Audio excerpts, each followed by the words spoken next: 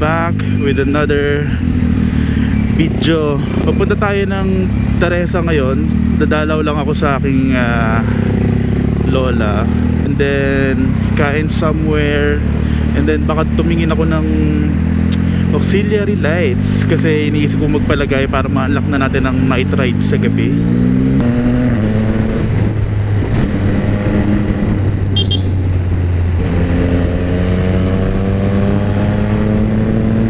Thank you. Hi.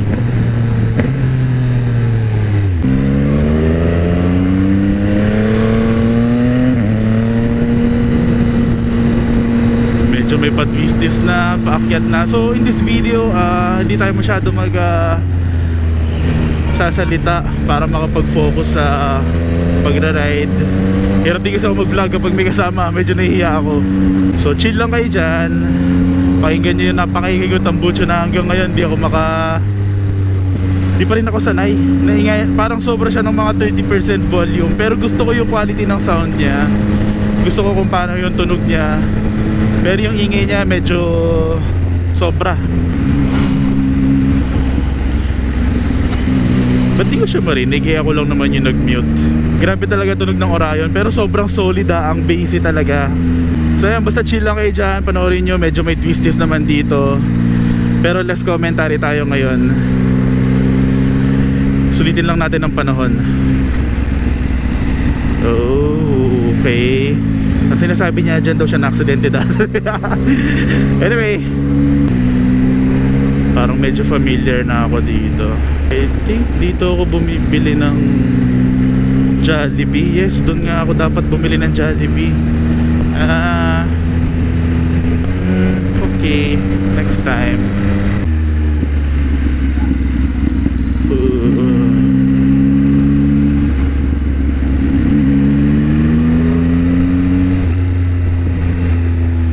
Twisties. Grabe naman sa pagka-twist dito. Uy, uy, uy, uy, uy.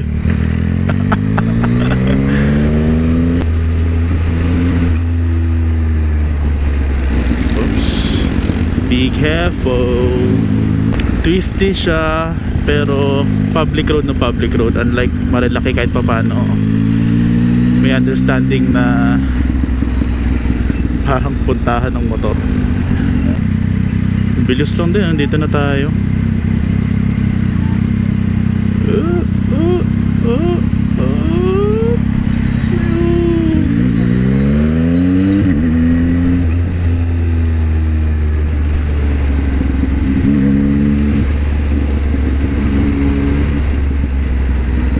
Mukha namang hindi ah.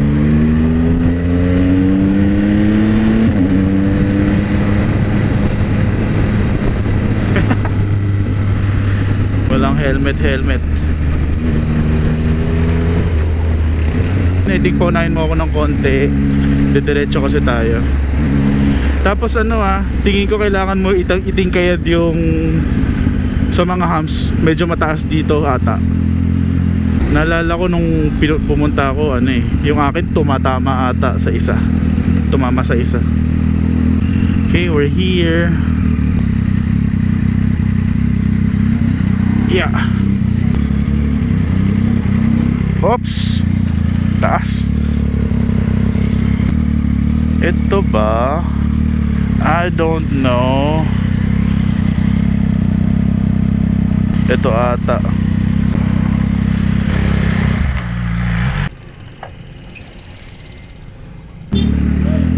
Diretso lang? Yes, pabalik lang naman.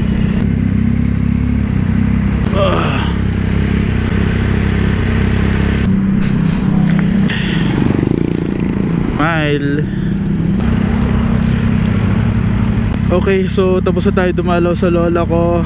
Tapos dumaan din kami, nagpicture lang kami dito sa Beanleaf coffee shop ata ng friend ni daddy. So kung taga dito kayo, try nyo kasi masarap daw yung mga binibenta nila. Okay, let's go. Punta kami ng Maura's Place. Kainan siya. Medyo papuntang Marilaki na. So kung okay din yung weather, baka ituloy namin. Baka lang. Let's see. Bomba.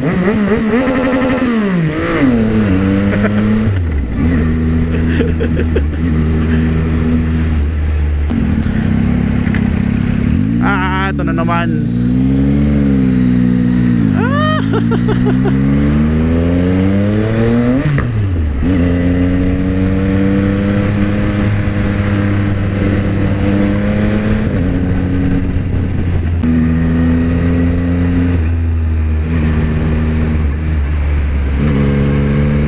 Parang motor mag-drive tong BMW.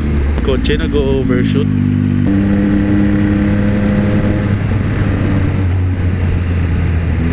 Grabe yung mga nagbabike, sipag.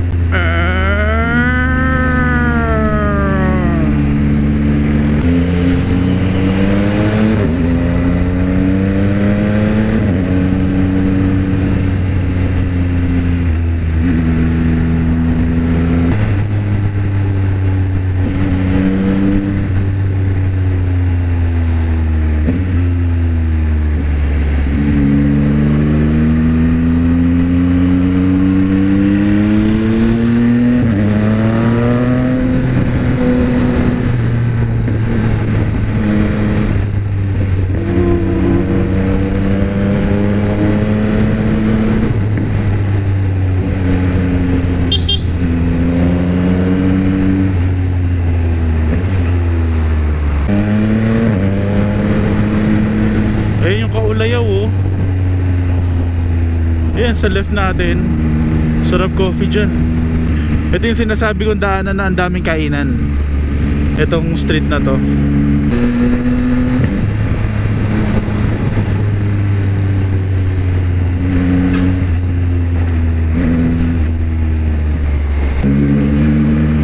Okay, left. I said left. Right yan. Baka kailangan mo bumelo ng todo. Pataas yan. Lapit na pala tayo. Yan, tabi tayo dito. Okay, so tapos na kami kumain dito sa Maura's Place. Okay naman, maganda yung view. Yung pagkain, okay din naman. Medyo pricey nga lang for me. So biyahe na ulit kami. Punta kami ng Carscoot Makati. Pauwi na rin yun. Naiwan mo? Muntik na. Okay. Oh, ang bigat, grabe. Baliktad yung manibela.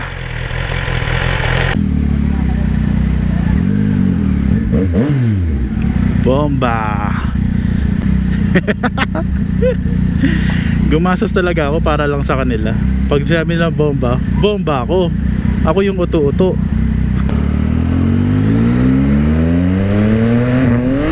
Wow, false neutral.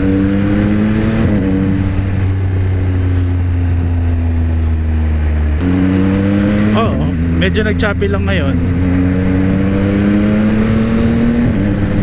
Rinig pa naman kita, nag-choppy lang ng konti. Pero okay pa naman.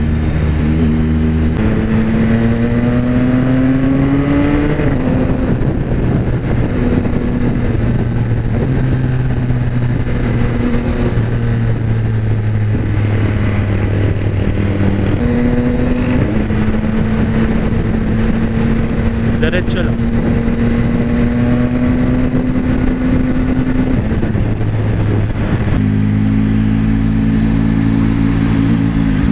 So bike lane lang po tayo. No e-bike. Yung mga bagong gangster ng daan eh. Gumigit na, walang responsibilidad, walang lisensya. Ang bagong kamote. Hello. Ayan. Kala ko nasa likod kita.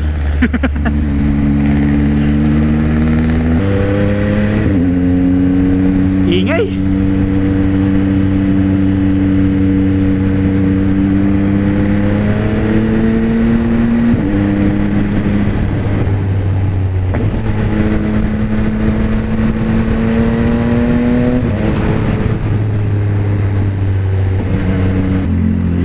Yung cardo talaga, no, pag may ano, nakaharang, ang bilis maging choppy. Parang may 2 or 3 cars lang in between. Kanina naman papuntang Teresa, wala. So medyo consistent siya sa issue niya. Kapag may obstruction, choppy, mga 3 cars.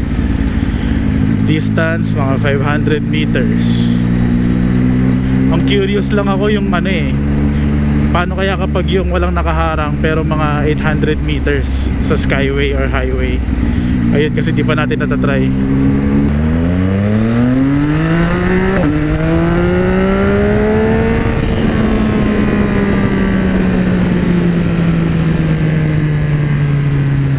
Alam ko na, lalagay ko sa vlog, kunwari aawayin kita. Ang yabang mo, ba't mo ko inunahan dun? Yo, porket naka BMW ka, ganyan ka na mag-drive? Yabang mo, porket rumerebreb ako dun, unahan mo ako ha. Anong gusto mo, suntukan? Talagay ko, kamoteng naka BMW, mayabang.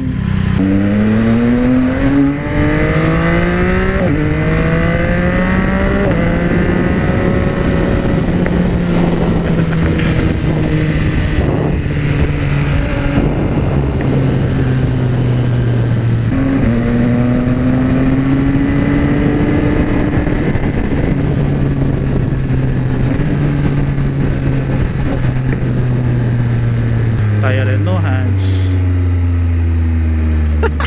Hindi marunong. No hands. So, oops, may lubak. No hands. Kanan.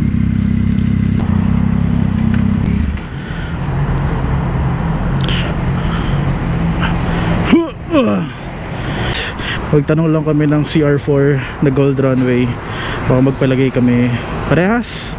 Pero check muna. Okay, BRB. Yung S1000R lalagay dito sa fork, upper fork. Dito.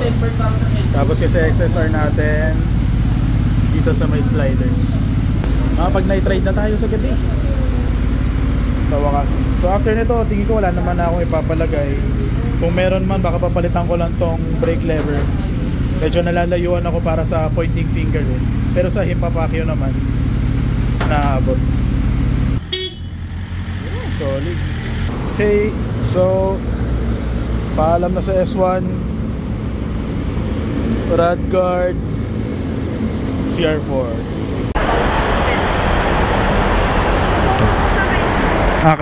Okay, thank you. Okay, so natapos din. Nagpa-install tayo ng CR4 na Gold Runway at saka Evotech na Radguard. Tingnan natin from dito. Yun o.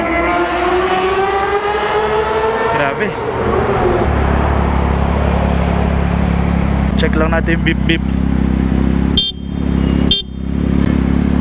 Cute ng busina eh.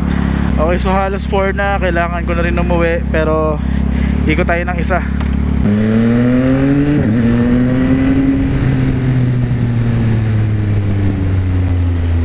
Long cut na pa uwi.